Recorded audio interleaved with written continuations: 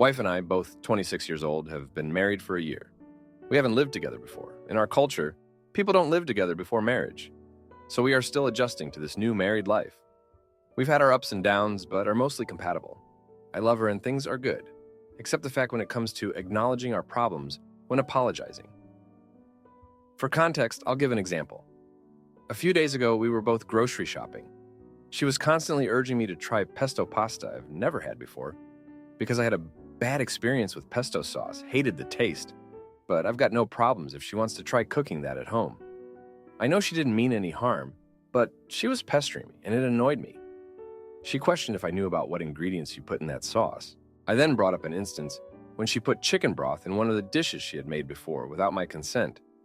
Knowing I hate store-bought chicken broth and have communicated with her several times to let me know first. It's the breach of trust that hurt me. Her mood visibly shifted when I brought that up, and she said in an audible voice, people around us could hear it, "Do you enjoy making me feel bad?" This is particularly important because her putting things in my food has been a pattern of behavior that she never takes seriously. I've told her before how it feels violating that she put oyster sauce in my noodles because I hate seafood, and she still went ahead and did it. This is really hurtful because now I think twice before letting her cook anything for me. She also has this bad habit of pestering me to try things I never want to try. It feels like my no is not good enough for her. And she does it every single time. I stopped talking to her and texted her, "We will have this conversation at home, and I'm not interested in having a public scene," after she just embarrassed me because she couldn't contain herself. At home, we discussed things, and I apologized for my tone and harshness. But even when I shared how violating her overbearing behavior sometimes feels, she didn't apologize and simply said, "I forgive you. I love you." When I brought attention to the fact that I was hurt too, she used the catch-all, "I'm sorry, but" is not an apology. I felt stumped after that. I want her to acknowledge her faults too. And when I apologize, I want to address her problematic behaviors as well. This leaves me pretty bothered, and with the echo chamber Reddit can sometimes be, she has ingrained it in her mind that words like "but," "although," or wanting her to ask for forgiveness for how she acts completely invalidates my apology. She sometimes cooks for both of us, and sometimes I cook. It's not like she's expected to do that for me, but now I never let her cook. I've practically banned her from doing so. Had she owned up to her mistakes or told me she's sorry for never taking my concerns seriously, I may have given her a chance. But the fact that she doesn't see toxicity in her own actions makes me never want to share meals with her. This clearly has an effect on her, and she gets very sour about it. She asked me why I don't trust her, that she's my wife, and I'm being too stuck up about things. I lost my cool and told her that calling my apology a non-apology because I expected her to apologize too when we both made mistakes feels like a catch-all for her to avoid taking accountability for her problematic behaviors. Things would have been different if she never told me I was wrong for seeking a heartfelt apology from her too. Maybe I would have been more trusting. To add, by banning her from cooking, I only mean that I don't let her cook for me. She gets to cook for herself anything she wants. I mostly eat vegetarian food. That's why her adding things without asking feels violating. If I have to eat chicken, I'd eat whole meat. I have a strong dislike for meat derivatives. I'm from a region in India where people mostly eat vegetarian food. The only time I ever ate meat was outside of the house, either at a trusted food stall that my dad used to take me to, or at a friend's place, where you don't get exotic ingredients like seafood and gelatin or whatnot. For dishes like pasta and noodles, in my opinion, don't need chicken broth, and I prefer these dishes to be vegetarian, and she knows that. Look, I'm saying I am vegetarian. I said that I eat mostly vegetarian food. I was never exposed to a variety of foods as a child growing up. My mom and my grandparents, who I used to live with, were vegetarians. And I only ate non-veg with my dad. And that too, only chicken curries, such as butter chicken, or Indian dishes such as grilled chicken. I hate non-veg pasta and noodles. Something about meaty, eggy smells / textures / flavors outside of curries. And straight up meat makes me want to puke. Now for a few comments before the update. Comment 1. Question. Is she purposely sneaking these things in? Or does she genuinely not realize that she's doing it until you say something? I ask this because a lot of the meals I make are vegetarian, except for things like eggs and broth. I'm not a vegetarian. We just eat very little meat in our house because several people have issues with it. ARFID. I don't particularly think of them as being vegetarian meals, but I can see myself easily forgetting about, say, the broth if I were serving them to an actual vegetarian. Just as someone might not even consider a bit of clam sauce added to a full meal as being against the rules when someone says, "I hate seafood." So my question is whether you feel or know that she is intentionally doing this. Asking you to try new things isn't necessarily a bad thing, but slipping things that you don't like into your food intentionally is. You've said that she's intentionally asking, which again isn't unreasonable, but as far as slipping things, she knows you don't like into your food. You haven't actually made intent in that part clear. Comment 2. The context about where you are from and why you eat the way you do is important to the story. I can't comment on your communication issues with your wife, but as a fellow Indian, I both know where you are coming from, and need to tell you that it's understandable for her and anyone else to be confused by your preferences because they are not clear. You are neither 100% vegetarian, nor eggetarian, nor pescatarian.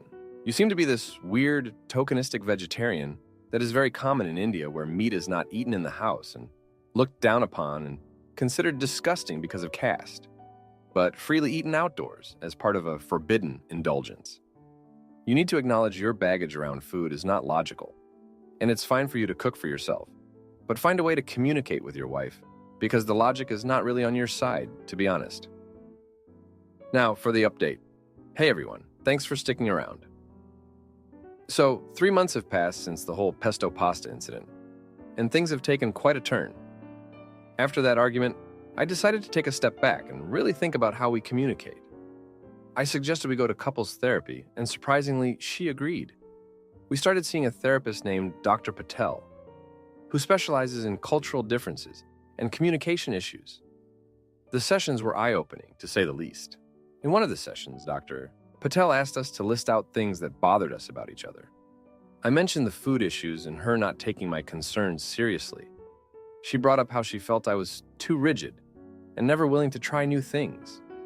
Dr. Patel suggested we both try to be more understanding and compromise. I thought things were getting better, but I made a mistake that changed everything. One evening, I decided to surprise her by cooking dinner. I made a vegetarian lasagna, thinking it would be a nice gesture. But I accidentally used a sauce that had anchovies in it.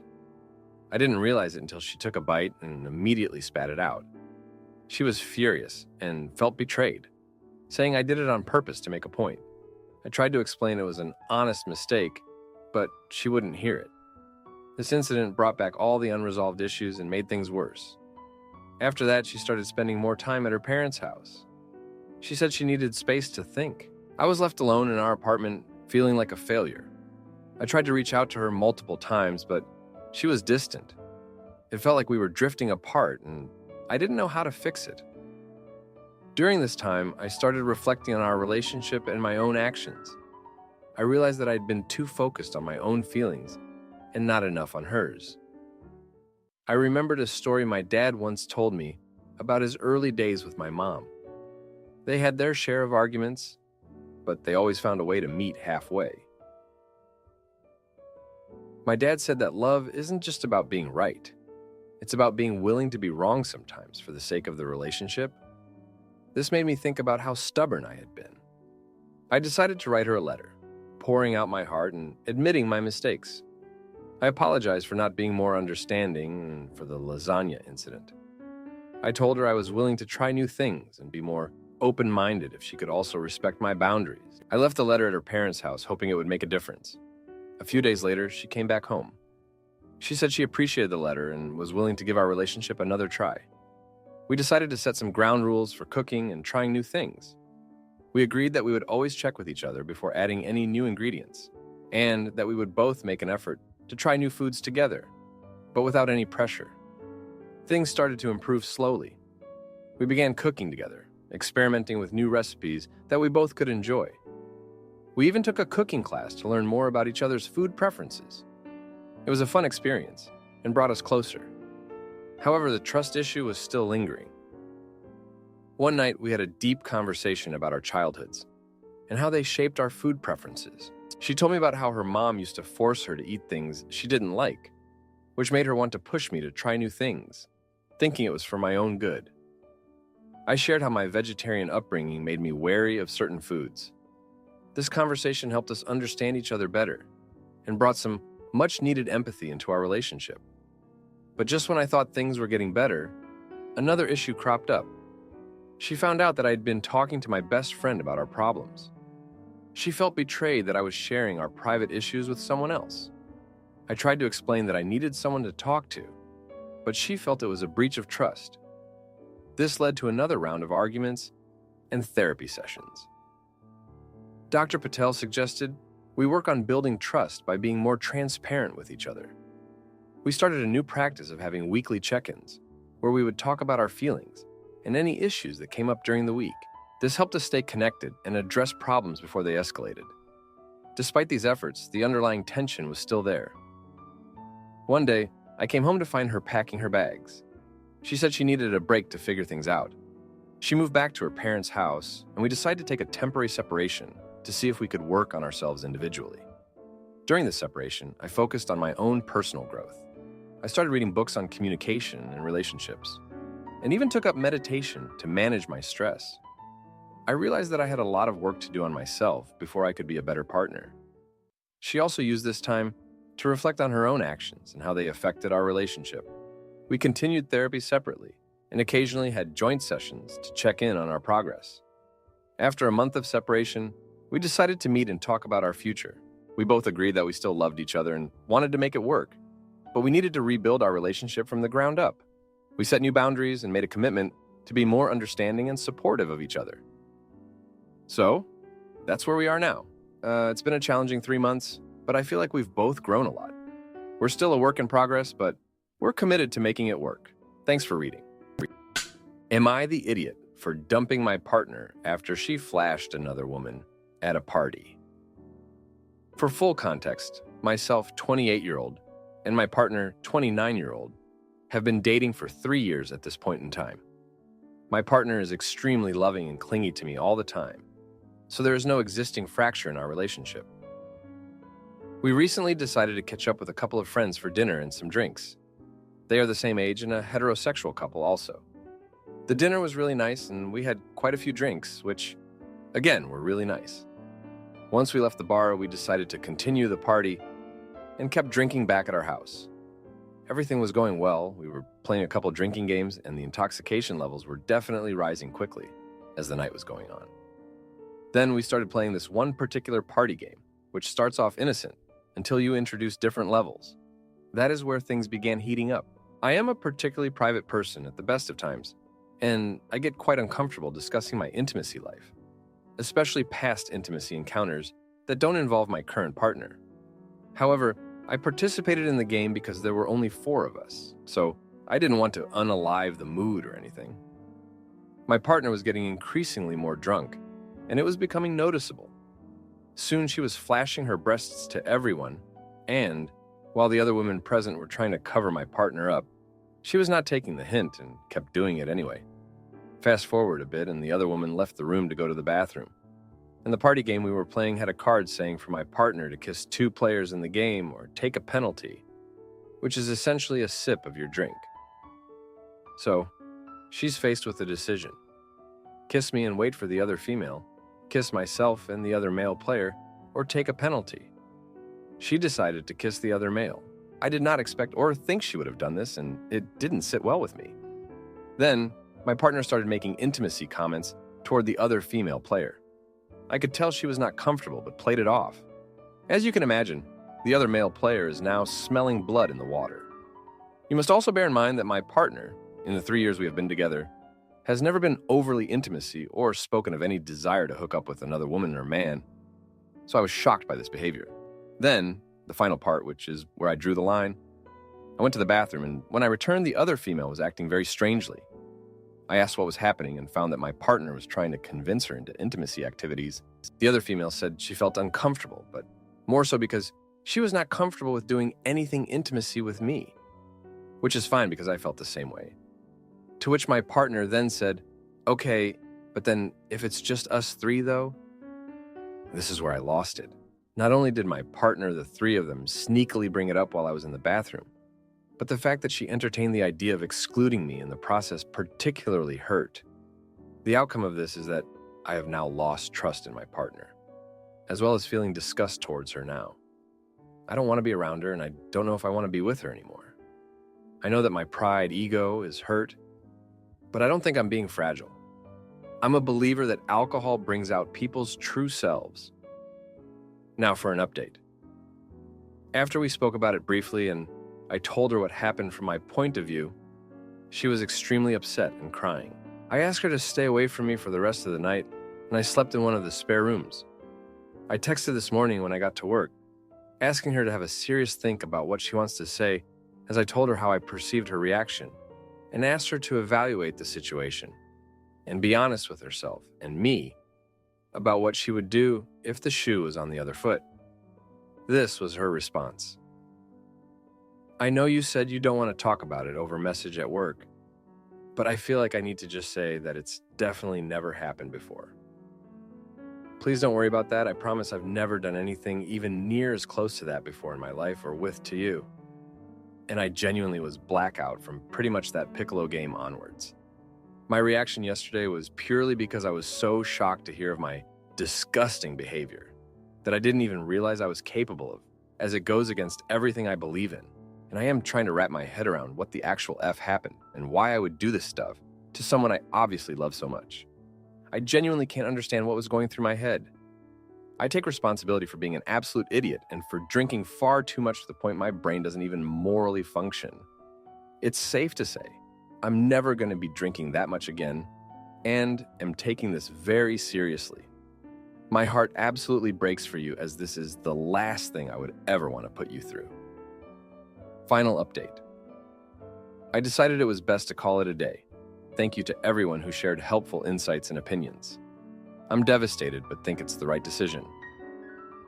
Now, for a few comments before the update. Comment 1. Just one word to say: betrayal.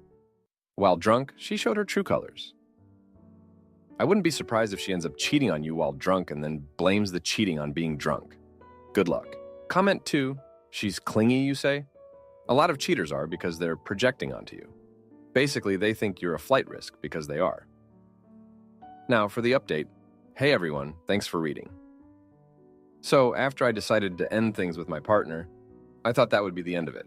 But, as it turns out, the past has a way of catching up with you. The first day after the breakup was a blur. I was trying to keep myself busy with work, but my mind kept drifting back to what had happened. I couldn't shake the feeling of betrayal and confusion. I mean, how could someone I thought I knew so well act so out of character? That evening, I got a call from the male friend who was at the party. He wanted to apologize for his part in what happened. He admitted that he should have stopped the game when things started getting out of hand, but he was too drunk to think straight. He also mentioned that his girlfriend was really upset about the whole situation, and they were having their own issues because of it. This made me realize that the fallout from that night was affecting more than just my relationship. The next day, I decided to take a walk to clear my head. As I was walking, I ran into an old friend from college. We hadn't seen each other in years, but we decided to grab a coffee and catch up.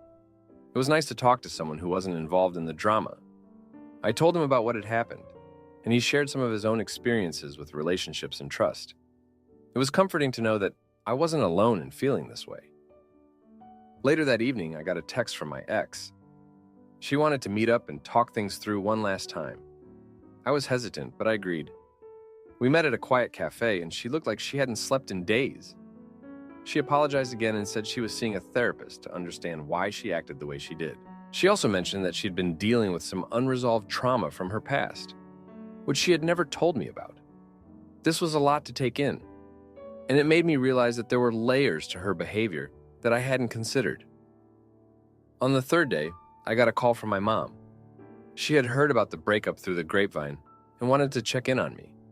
We talked for a while, and she reminded me of a time when I was younger and went through a tough breakup. She said that I had come out stronger on the other side and that I would get through this too. It was a small comfort, but it helped. That evening, I decided to go through some old photos and memories from my relationship. I found a letter that my ex had written to me on our first anniversary. In it, she talked about how much she loved me and how she couldn't imagine her life without me. Reading it made me realize that despite everything, there were good times too.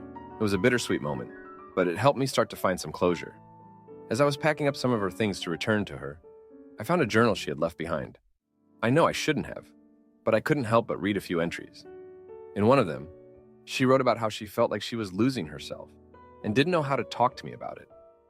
This made me realize that there were signs I had missed, and that maybe, just maybe, I could have done something to help her before things got so out of hand. But before I get into that, I should mention that I also got a call from my boss. He noticed that I had been distracted at work and wanted to make sure everything was okay. I told him a bit about what had happened, and he was surprisingly supportive. He even offered me some time off to get my head straight. This was a huge relief, as I had been struggling to focus on anything. As I was taking some time off, I decided to visit my sister who lives a few hours away. She has always been my rock, and I knew she would have some good advice. We spent the weekend talking, laughing, and just being there for each other. She reminded me that it's okay to feel hurt and that healing takes time. She also shared some of her own struggles with relationships, which made me feel less alone. On the drive back home, I had a lot of time to think. I realized that while the breakup was painful, it was also an opportunity for growth. I needed to take a hard look at myself and figure out what I wanted in a relationship. I also needed to learn how to communicate better and be more aware of my partner's needs. When I got back, I decided to reach out to a therapist. I figured if my ex was working on herself, I should do the same. The first session was tough, but it felt good to talk to someone who could help me make sense of everything. The therapist helped me see that while my ex's actions were hurtful, they were also a cry for help. She had been dealing with things I didn't know about, and while that didn't excuse her behavior, it did help me understand it a bit better. As I was working through my own issues, I got a call from the female friend who was at the party. She wanted to apologize for her part in what happened, and to let me know that she and her boyfriend were also working through their issues. She mentioned that the night had been a wake-up call for them, and they were both committed to making their relationship stronger. This made me realize that sometimes it takes a crisis to bring underlying issues to the surface. In the end, I learned a lot from this experience. It was painful and messy, but it also forced me to confront some hard truths about myself and my relationship. I'm still healing, but I know that I'll come out stronger on the other side. Thanks for reading. Am I the idiot for telling my boyfriend? His unrealistic expectations are ruining our relationship. Me, 29-year-old female, and my boyfriend, 31-year-old male, have been together for about a year and a couple of months. We have a great relationship, he's a great boyfriend, and he says he knows he wants to marry me. So we started having conversations about marriage, the importance of it to each other, expectations, etc. My parents were married before I was born for about 33 years now. I grew up seeing a healthy marriage. My boyfriend never really knew anyone who was married except his mom. But she married when he was a teenager, and he has friends who are married, but none have good marriages, he says. My boyfriend's expectations scare me. He says when we get married, he expects me to cook for him every single day, have the house clean all the time, and to have intimacy whenever he wants it. If he's hungry at 3 a.m. or 5 a.m., whenever, and wants a sandwich or something to eat, as his wife, I would get up and get it for him. I asked him, so what about my bad days? What if some days the house isn't clean or I don't want to have intimacy? He says, well, what's the point of marriage then? I taught him how to cook, so he cooks now, and he helps out with the cleaning. He helps out a lot around the house. But for marriage, he feels because we would be married. I'm his wife now, so he shouldn't have to do that anymore. He also said bad days are made up. He said he will never have a bad day. If he does, I will never know. And he will always come home and be loving and happy towards me. No matter what I need, he will do it no matter what. He will never say no to me. So he expects me to never say no. And I don't think that's realistic and not a good mindset. When I get married, I would cater to my husband and be the best wife I can be. But I'm afraid with him if I'm not perfect or there are some days I don't want to cook, the house isn't clean or I don't want to have intimacy. Now he feels I'm not worth it. Or he's unhappy and feels marriage with me was pointless. He never said he would feel that way, but if those are his expectations, I feel he will. I asked him why he wants to get married to me.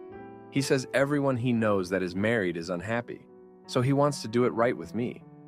But if he and his friends think their wife has to have intimacy whenever they want, no matter what, cook every day no matter what, and do all the cleaning every single day, I know why their marriages aren't happy.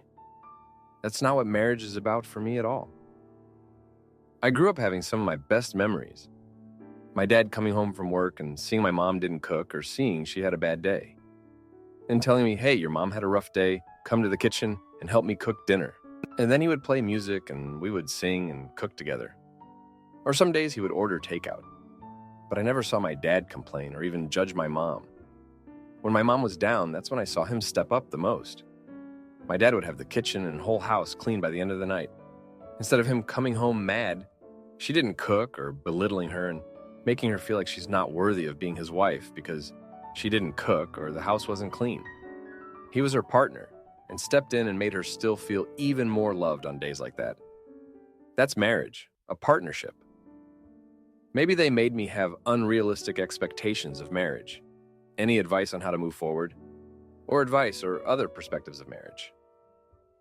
Now, for a few comments before the update. Comment 1. You can certainly try premarital counseling to get a third party to mediate your discussion, but I'm not sure why you'd want to. He's 31 and doesn't believe people have bad days? Believes you are required to have intimacy whenever he wants?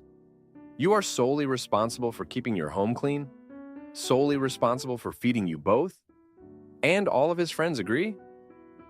I do not believe you when you say he's always been great to you other than these plans. From your post history, it looks like you maybe have a history of hurtful relationships. So maybe you're thinking because he's not as bad that he's good. From an outsider's perspective, he isn't a good person, and you deserve someone who respects you as a full person, not just a bang maid. Comment 2. Girl, he wants a maid, mattress, and a mule. Throw the trash away. That's not a partnership. You saw your father step up in his marriage, and you decided to get with someone that does the opposite of what you grew up with. He will have bad days and take it out on you. If you have kids and gain weight, he will have a wandering eye. You want to live on eggshells, questioning your self-esteem / worth over this bandit? He's telling you how marriage will be like with him. Listen, imagine if you have kids down the line with this degenerate. Throw it away, girl. He is not it. Now, for the update. Hey everyone, a lot has happened since my last post.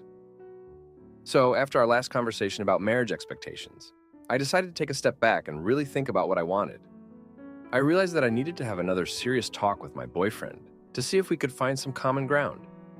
We sat down and I told him how I felt about his expectations. I explained that I wanted a partnership, not a one-sided relationship, where I felt like I had to be perfect all the time. He listened, but I could tell he was struggling to understand my perspective. A few days later, we went to visit his mom. I thought it might be a good idea to get her take on things, since she's been married for a while now. During our visit, I brought up the topic of marriage and expectations. His mom shared her own experiences, and it was eye-opening. She admitted that she had similar expectations when she first got married. But over time, she realized that a successful marriage requires flexibility and understanding. She told us about the early years of her marriage when she tried to be the perfect wife, but it only led to burnout and resentment. Her husband eventually stepped in, and they found a balance that worked for both of them. Hearing this from his mom seemed to make a difference for my boyfriend. He started to see that his rigid expectations might not be realistic or healthy. We left his mom's house with a lot to think about.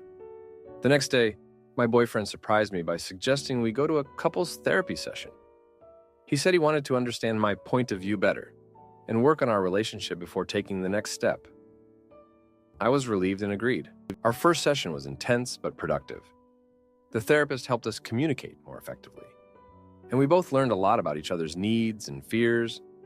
One of the biggest revelations came when my boyfriend opened up about his childhood. He shared that his dad left when he was young, and his mom had to work multiple jobs to support them. He rarely saw her, and when he did, she was exhausted. He admitted that he developed these expectations because he wanted to create a stable and predictable home life, something he never had growing up. This was a huge aha moment for me. It made me realize that his expectations were rooted in his own insecurities and past experiences. As the week went on, we continued to work on our relationship. We started cooking together more often, just like my dad and I used to do. It became a fun activity that we both enjoyed, and it helped us bond. We also took turns cleaning the house and made it a point to communicate openly about our needs and feelings. However, things took an unexpected turn when my boyfriend's best friend, who was going through a rough patch in his own marriage, came to stay with us for a few days. His presence added a new layer of complexity to our situation. My boyfriend's friend had very traditional views on marriage, and he wasn't shy about sharing them. He kept telling my boyfriend that he needed to lay down the law and make sure I knew my place as his future wife. This caused some tension between us, but it also gave my boyfriend a chance to stand up for our new approach to marriage. He told his friend that he was trying to build a partnership based on mutual respect and understanding, not outdated gender roles. This was a bittersweet moment for me. On one hand, I was proud of my boyfriend for standing up for our relationship. On the other hand, it was clear that we still had a long way to go. His friend's visit made me realize that societal pressures and external influences could easily disrupt our progress. Towards the end of the week, we had another therapy session. This time, we focused on setting realistic expectations for our future together. We talked about how we would handle bad days, how we would support each other, and how we would maintain a healthy balance in our relationship. The therapist helped us create a plan that felt fair and achievable for both of us. As we left the therapist's office, I felt a mix of hope and uncertainty. I knew we had made progress, but I also knew that maintaining a healthy relationship would be an ongoing effort. We still had a lot to learn and unlearn, but I was willing to put in the work if he was. In the days that followed, we continued to navigate our relationship with more awareness and empathy. We had our ups and downs, but we were committed to making it work. I realized that marriage, like any relationship, is a journey. It's not about being perfect, but about growing and evolving together. Thank you for reading. If you like this video, you'll probably like these too. Also, while you're here, please consider subscribing. It's your support that keeps this channel alive and allows me to make better and longer videos. Have a great day.